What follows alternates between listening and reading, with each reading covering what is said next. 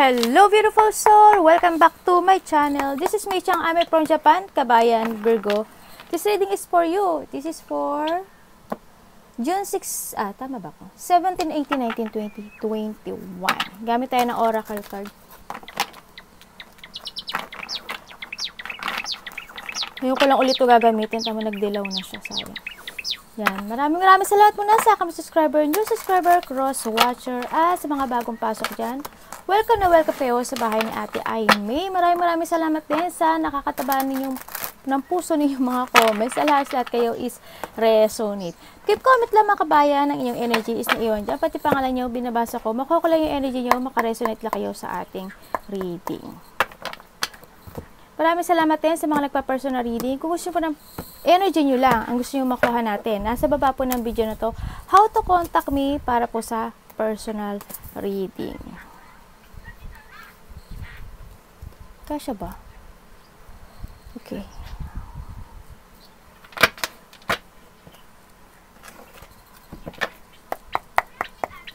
This is a general reading, kabayan. Virgo, kuhanin mo lang na sa'yo at itapon ang hindi naman para sa'yo. Maaring ito is a vice versa, maaring energy mo, energy ng person mo, o energy ng malapit sa puso mo. Maaring ito is nangyayari o mangyayari pa lang. Use your own intuition, lawakan po natin ang ating isipan.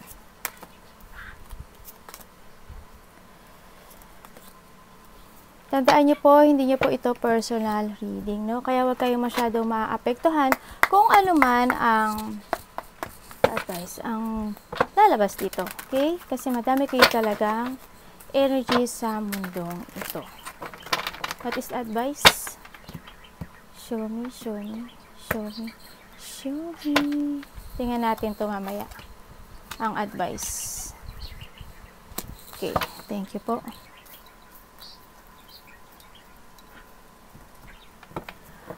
Okay, Virgo, sa nakita ko sa'yo, may mga sitwasyon na kailangan mong balansin yung sarili mo, no? Yan, may mga sitwasyon na nagiging tahimik ka lang, na may mga sitwasyon na nagtitiis ka. Hindi naman totally nagtitiis.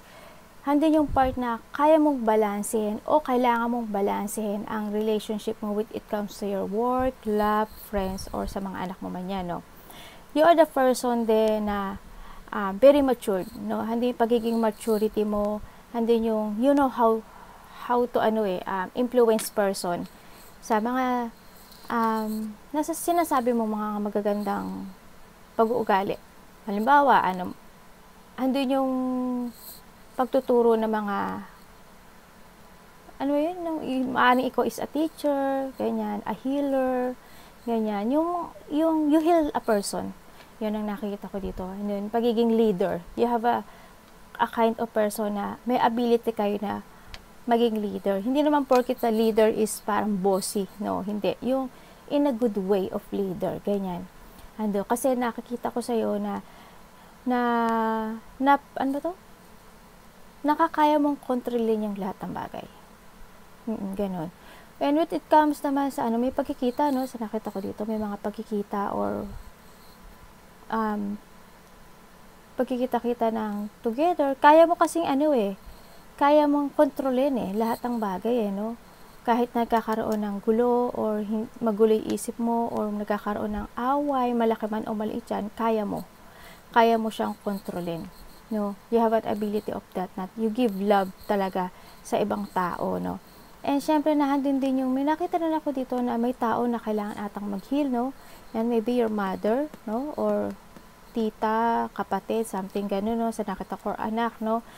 Ayun, nakita ko, kailangan lang din daw talaga dito sa sitwasyon mo na may pagbubuklod-buklod actually, no? With coming together, maaring may darating o may coming home o kaya may maaring close relationship, maaring family mo man yan, reunion, may parties pa, something gano'n. No, baka mayroon kayong pupuntahan na isang event, ganyan, parties, o kaya sa bahay lang kayo, yan, magka-coming together lang kayo, or may getting together lang o may coming home. Maaring gano'n sa iba, no? Hindi yung pagiging you give love talaga. Ang nakikita ko sa'yo yung may ability ka kasi to teach person. Kasi nandun yung purity spirit mo sa nakita ko dito, no? Tsaka yun ito, balance din, ano, sa nakita ko dito. Well, nakikita ko naman, yung balancing naman, kahit minsan nagkakaroon ka ng problema sa negosyo mo, sa pera mo, ganyan. Talagang ikaw yung person na a breadwinner, yung manage lahat eh. Oo, yung ikaw yung nagmamanage sa lahat ng bagay, no? Sa loob ng tahanan, sa magkakapatid, ganun. May ability ka nga, no? Yung iba ganun ang nakikita ko dito. Nandun din yung pagiging malakas ng loob, katatagan, tibay ng loob, no? Yung confidence, baga. Nakikita ko rin yung pagiging patient mo sa lahat ng bagay, no? Siyempre, iba dito, siguro kung medyo nasasaktan kayo, kung saan man kayo nandun, it's time to heal, no? Yan. It's time to heal talaga. Huwag nyo, kailangan balance palagi, no? Tingnan natin.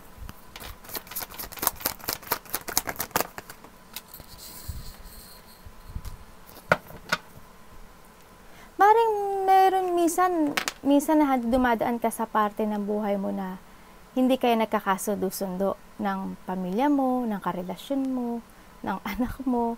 Well, hindi naman siguro ganun kalaki yung situation na yun. Kasi nakita ko naman, nagkakaroon din naman ng harmony, no, sa nakita ko dito. After na ganun, nagkakaroon pa rin ng harmony sa nakita ko. Iba dito, medyo nagkakaroon ata ng problema when it comes to a money. Yan, baka may mga naghihigpit sa money o kaya nagkakaroon ng problema sa mga territorial, yan, nagkakaroon ng problema sa trabaho, sa work, ganyan, sa kaperahan, no? Maaring ganun. Maaring nagkakaroon ng mga disagreement sa iba. Kumaga minsan siguro hindi nagkakasundo-sundo, ano, sa nakikita ko dito. Yun, siguro need to try it balance na lang, no, sa nakita ko dito. Kasi ang nakita ko naman sa'yo na andun ka, ikaw yung person na talagang matulungin eh. Yung pagiging matulungin mo. Andun yung kahit ikaw na lang ang give ng give, ikaw yung nag-iintindi sa lahat ng bagay. It's good for balancing, no, sa nakita ko dito.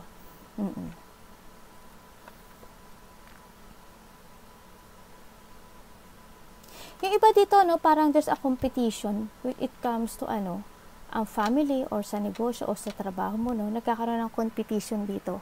O kaya minsan nagkakaroon ng argument, struggle, ganyan, no. Nagkakaroon mga tension sometimes, no. Siguro try to make it balance, no, ang nakikita ko dito. May nakita ko 1212 sa clock ko. I-research nyo kung ano yung 1212, angel's number. Page of Cups vision. Thank you po.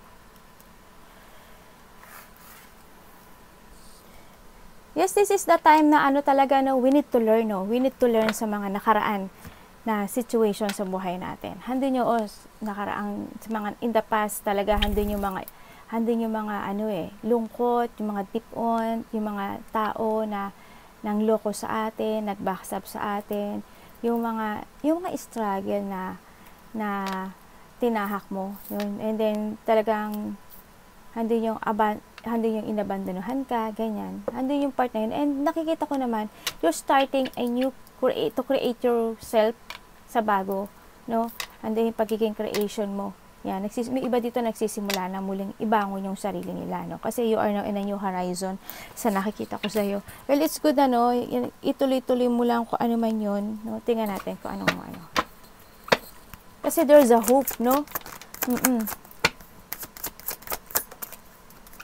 Yes, it's very good, no? Kasi nag-reverse na si ano, yan, nag-reverse na si Three of Swords, no? Sa nakita ko ito, talagang nag-uumpisa ka na sa panibagong buhay, or you need sa nakita ko dito. Kailangan, you need to learn, no? Kailangan mo yung mga dapas na mga nangyari sa buhay mo, kailangan mong matuto, no? Hindi lang ikaw is being a teacher, eh. Kailangan mo ring matuto sa iba, no?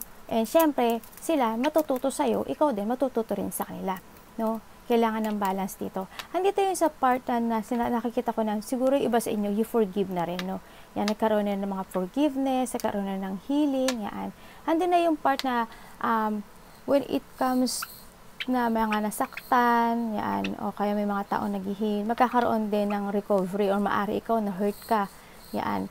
in the past, maaari may mga nangyaring pain or unexpected na hindi inasahan, no? Maaring conflict, yung kaya nakaramdam ka ng mga depression. Nakita ko naman sa ngayon, nagkaroon na rin ng acceptance dito. Nagkaroon ng healing or recovery. And then, sa nakikita ko rin dito, siguro sometimes, Virgo, huwag mong sarilihin yung mga problema. You need to share your problem sa ibang tao, no? Or when it comes to you, siyempre, sa family mo, yung mga alam mo na mas maiintindihan ka nila. Kailangan dito ng teaching and learning, no? Dito sa mga naganap sa'yo, and sa kanila, ganyan. Kumbaga, experience mo, you need to share yung problem mo, you need to share din sa kanila, yung mga trusted person mo, kung sino man yun. And then, syempre, sila din, ganun din, magiging open din sila sa'yo, no?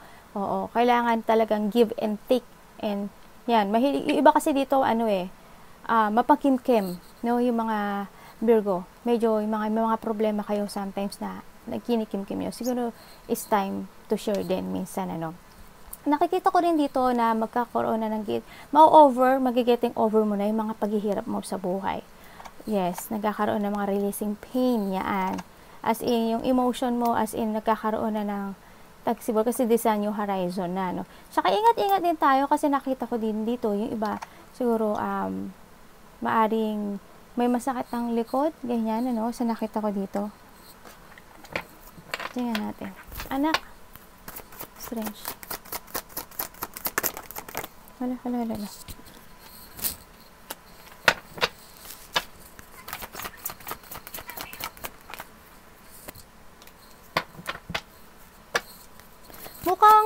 Mukhang mayroong kalungkutan. Sometimes na dumadaan ka sa lungkot, no? Yan. Kasi I don't know why, pero siguro yung iba dito may mga gustong gawing parties, ganyan. Baka may birthday, baka may mga gathering, ganyan, may mga something event, ganyan. Nakita ko to. Siguruhan din yung part na iniisip mo na baka kulang ka sa pera, kulang ka sa budget, ganyan. Baka kung ano lang ihanda mo, hindi ma-appreciate. Yung mga ganun. May mga ganun ako nakikita, no? Baka medyo nagkakakulang-kulang sa budget, na baka may birthday kayo na gagawin, pero hindi nyo kaya, no? Baka birthday ng anak nyo, kaibigan mo, kung ano man yan, kung ano may mga celebration na gusto nyo maganap sa buhay nyo. Maaaring nagkakaroon ng mga disappointment, nagkakaroon ng mga loneliness and sadness dito sa nakikita ko dito. Sa nakikita ko rin dito, siguro in the past, ang daming nangyari sa buhay mo na sobrang na-disappoint ka. Maaring may mga nawala, yan, maaring nagkaroon ng mga isolation, may mga sitwasyon na nag-fail, no, sa nakita ko to. Because of the strength din kasi naman, is time na buuin mo ulit yung sarili mo. No, sa nakikita ko ito, huwag mo panghinayangan yung mga nawala, mawawala, no. I-rebuild mo ulit yung sarili mo, no. Kumbaga, ibalik mo yung pagiging ikaw. Yan. Maari may mga sitwasyon ako na nakikita dito, sa iba dito, na maari may mga friendship or mga malalapit sa puso mo na hindi nila na-appreciate yung ibinibigay mo sa kanila, no? Yun. Siguro, forgiveness nga, no? Forgiveness, and talagang it's time na rin din balansehin and coming together, no? Kumbaga, natin yung love, no? Ang nakikita ko dito. Tingnan natin bakit may na-confine o na-hospital ba o na-paralyze. Yun ang nakikita ko, ha? Kaya medyo nakita ko yung lungkot. Basta lakas ng loob kasi there's a heal, no? Kumbaga there's a recovery pa rin naman ang nakikita ko dito, no? Kumbaga ito si Three of Swords kasi bumaliktad siya. Ibig sabihin, healing, di ba? Kung ano man yung mga pinagdadaanan nyo, sa health man yan, sa pera man yan, magkakaroon pa rin ng recovery.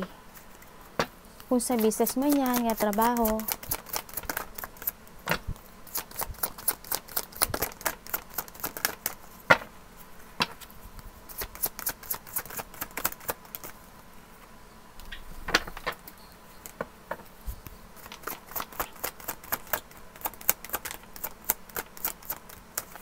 tingnan natin. May mga sitwasyon talaga na hindi mo inasahan, no? May mga sitwasyon na hindi mo inasahan na mangyayari sa buhay mo. Maaring nagkaroon kang biglaan ng mga pinagkagastusan ng pera, nagkaroon ka siguro ng mga biglaan na problema sa business mo, sa work mo, sa family mo. Yan. as in financial, no, maaaring nagkaroon. Pero sa nakita ko naman din talaga, doon na rin naman na nagkaroon talaga. We have also the sun, again, the recovery, no. Yan, hando na nagkaroon na rin ng mga recovery sa nakita ko, no. Nakikita ko ngayon sa iyo, Virgo, na energy is you're so happy talaga. Oo, nakikita ko na yung sigla mo, yung healing mo, parang nandun na yun, ang dami mong natutunan ang dami mong natutunan sa kanila at ang dami rin nilang natutunan sa iyo, no, sa nakita ko dito. Hando yung pagiging nurturing person mo, no. Yung talagang ikaw yung ano tawag dito? Nurturing yan. Pinapahalagahan mo yung meron ka. Ganon din naman sila, pinapahalaga nila yung sa ikaw, no, nakikita ko dito. And then magkakaroon ng mga enlightenment, no, nakakaramdam ka na ngayon ng mga freedom, yan. And be openness, no, sa nakita ko dito, be openness, no. And then parang hindi magkakaroon ata ng mga parties, events, something ganyan, no, sa iba. And mukhang baka pupunta ka sa isang married, no, baka may mga something ganun, no? May mga married, may mga abundance din ako nakikita sa iyo with it comes to a money, no, yung business mo man o kaperahan, nakikita ko dito may abundance. Yun, kasi nakita ko yung material happiness and increase nito. Oo, nakikita ko it's good, no, kasi marireceive mo yung success, no. Tsaka enjoy your life, ano, sa nakita ko dito. Tingnan natin. You're taking to the higher path, actually.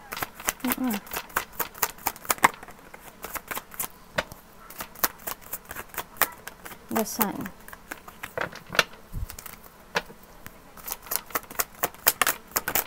Tingnan pa natin. Bakit po? Para saan?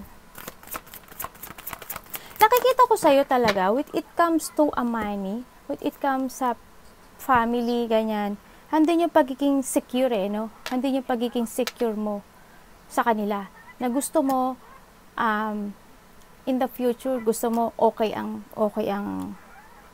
future nyo, stability nyo, okay ang mga anak ko, okay ang pamilya ko, okay ang lahat. Halimbawa,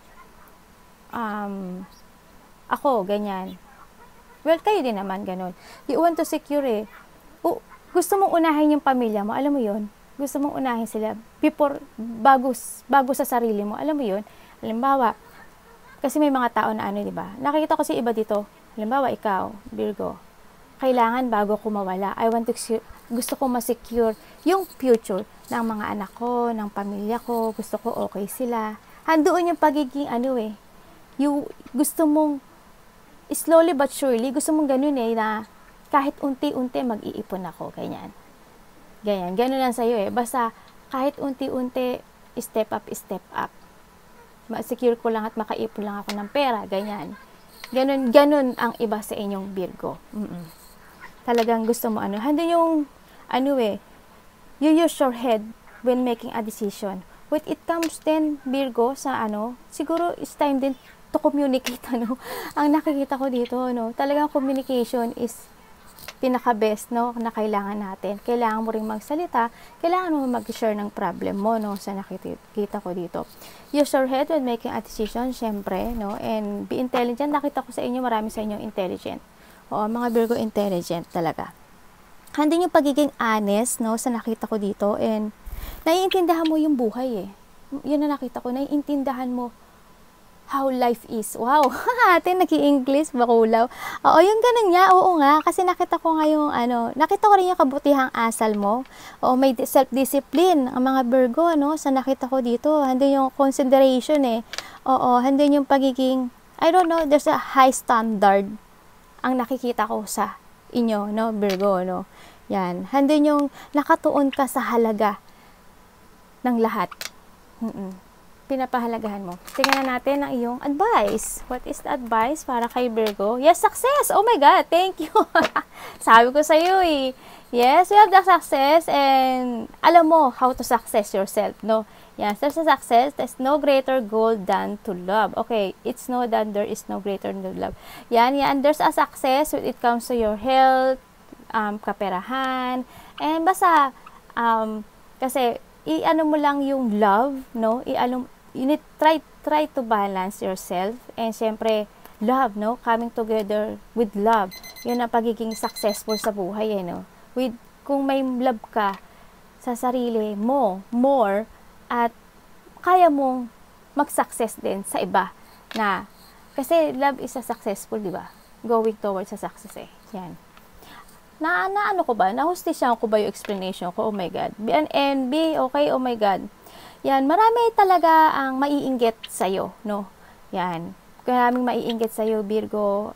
Ingat-ingat lang din, no? Kasi papunta ka na sa success mo. Yes, you will be success. And marami, as long as tumataas ang level mo, nagiging success ka sa buhay, mas marami ang magkakaroon ng inggitera at mas magkakaroon ng mga blockage. Sila yung magiging blockage mo. Yun na lang ang mangyayari sa'yo, how to handle, no? Yan, kailangan mong mabalanse yung sarili mo, no? Huwag kang papatalo. No? And we have the acceptance, learning to accept the things that I cannot change. Okay, kailangan talaga, sabi ko sa'yo, di ba? We need to accept and we need to learn, no? Oo, minsan, nandun yung part na nagkakamali ka, biglang-biglang nagdesisyon. In that part, we need to learn, di ba? And accept kung ano yung pagkakamali mo. Kasi, pag hindi mo in-accept yun, hindi ka matututo, di ba? Kailangan ma-accept and you forgive yourself to heal, no? So, nakita ko dito. Arigato namaste. God bless. Ay, syempre pala, ulitin ko. Syempre, we need to accept then, and we need to learn ourselves. Syempre, we need din natin i-accept yung mga tao, na nagkakamali sa atin, no? Yung mga tao na hindi nagkakaroon ng, nagbubrok ng promises. I-accept natin sila, kasi sila yun. Siguro, kung kaya natin i-teach natin sila. Kung hindi naman, edi we learn, di ba? Kailangan nating magpumulot ng aral doon sa tao na yon. Na, halimbawa siya, ganito. Okay, sa sarili ko, hindi ako dapat maging ganito. Yan, makakapulot kasi tayo ng aral nun, no? Arigato namaste, God bless.